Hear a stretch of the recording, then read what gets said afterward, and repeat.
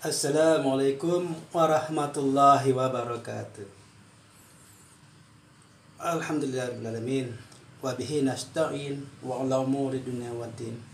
Allahumma salli ala sayyidina Muhammad wa ala ali sayyidina Muhammad sayyidil anbiya wal mursalin wa ala alihi wa sahbihi rasulillahi ajma'in. Para sahabat sekalian yang sangat terindah, dimanapun kalian semua berada, senang jumpa lagi dengan saya di channel terindah Sayyidina dalam keadaan sehat walafiat tanpa kurang suatu apapun, meskipun di luar sana pandemi COVID-19 masih berlangsung, bahkan semakin banyak korban berjatuhan, dan alhamdulillah kita masih diberikan kesehatan oleh Allah Subhanahu wa taala. Berkat kita juga berharap kepada Allah semoga kesehatan tetap dilimpahkan kepada kita dan juga keselamatan lahir ya wal batinah, nanti di yaumil kiamah juga kita akan bersama. Oke saudara, saya punya cerita sedikit. Pada video kali ini saya akan menceritakan tentang kejadian yang lucu. Mungkin Anda juga pernah mengalami kejadian seperti ini. Oke sahabat sekalian, saya langsung saja akan bercerita. Ini kejadian yang lucu boleh dibilang, tapi juga agak sedikit sakral di sini.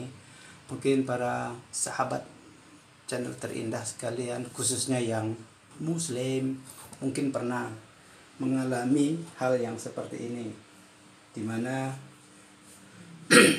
terdapat sebuah rangkaian dimulai pada ketika azan berkumandang yang disampaikan oleh muazin, di mana muazin di desa tersebut merupakan salah satu tokoh masyarakat di desa tersebut, dan di desa tersebut setingkat dengan sekretaris desa, kemungkinan seperti itu. Dan tokoh masyarakat ini dia juga dikenal orang sana sebagai muazin, dan dia muazinnya tidak fasih menyampaikan kalimat-kalimat azannya, tapi masyarakat sekitar tidak menganggapnya begitu serius, khususnya ketika kalimat ada ayat Quran yang menyatakan Asyhadu an la ilaha illallah. Pada panggilan asyhadu an la ilaha illallah seharusnya seperti itu, tapi muazin yang sudah melanglang buana ini, sudah terkenal kemana-mana, dia tetap mengumandangkan dengan asyhadu an la ilaha illallah, di mana seharusnya huruf shin yang mati itu dihidupkan kembali, yang seharusnya asha, kemudian sang muazin mengatakan dengan asya, dan itu berlangsung sekian lama seperti yang didapatkan informasi dari orang sekitar sana. Tapi sayangnya tak ada ulama lain yang mau menegurnya, dan tidak ada ustadz lain yang mau menegurnya, karena sang muazin ini pertama dia mengandalkan katanya tokoh masyarakat, karena ada satu kali orang yang menegur dia untuk merubah dari asya menjadi asha, dia menyampaikan dengan penuh amarah, dan inilah suatu kejadian, suatu kesalahan yang sebenarnya fatal dalam kehidupan beragama, khususnya ketika panggilan azan ini muncul. Dan yang melakukan kesalahan itu adalah tokoh masyarakat atau orang terpandang ataupun orang beruang di lingkungan kita masing-masing. Terkadang ustadz pun tak akan mampu menegurnya meskipun itu nyata-nyata salah.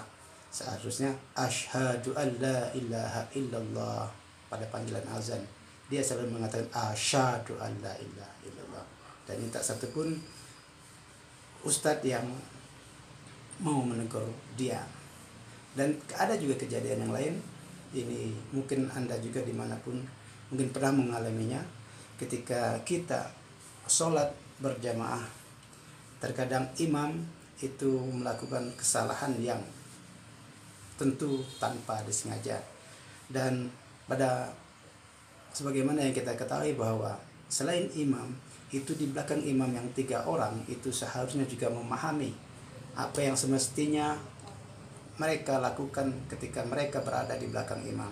Dan ini kejadian yang juga lucu dan juga sangat sakral kemungkinan ya, yaitu ketika sholat zuhur. Sholat zuhur ini, dan kebenaran juga saya secara pribadi berada di sana mengikuti sholat zuhur berjamaah. Dan seperti biasa di belakang imam ada 3 orang yang dianggap juga paham dengan tata tertib sholat berjamaah, di mana tanggung jawab orang bertiga di belakang imam ini adalah ketika imam ada kesalahan, 3 orang di belakang ini harus menegurnya dengan mengucapkan subhanallah. Dan lucu yang terjadi pada saat sholat zuhur ini, saya berada jauh dari belakang imam, berada jauh dari deretan imam. Jadi berada di sebelah sisi kiri imam, sekira 7 orang sebelah kanan dari imam. Jadi 3 orang di belakang imam ini sepertinya tidak respect ketika imam melakukan kesalahan, di mana sholat zuhur dilakukan sebanyak 5 rakaat. Bagaimana ketika 5 rakaat, pada rakaat yang tahiyat awal seperti biasa, kemudian tidak terjadi apa-apa, setelah rakaat ke-4, setelah sujud, imam ternyata tidak tahiyat akhir, dia berdiri lagi, artinya menambah rakaat ke-5. Sayangnya ketiga orang yang berada di belakang imam ini diam sama sekali, tidak menegur dengan teguran subhanallah.